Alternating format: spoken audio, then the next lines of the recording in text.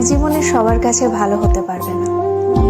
চেষ্টাও করো না কখনো সবার কাছে ভালো হওয়ার জন্য, কারণ সবার কাছে ভালো হতেই হবে এমন মাথার দিব্যি কেউ তোমায় দেয়নি।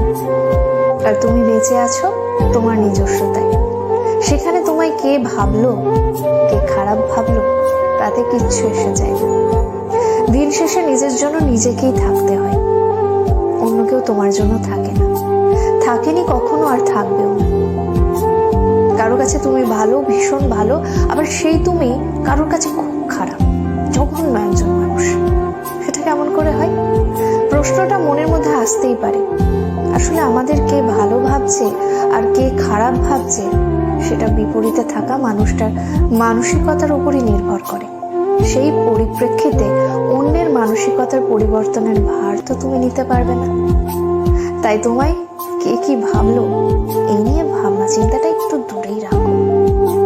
খেয়াল করে দেখলেই বুঝতে পারবে তোমার কথা বলার ধরনে তোমায় কেউ বলবে বাহ বেশ মিষ্টি ভাষী, আবার কেউ বলবে কি ন্যাকারে বাবা। আবার কখনো তুমি যদি স্পষ্টবাদী হও, কেউ তোমায় বলবে প্রতিবাদী, কেউ বলবে ঠোঁট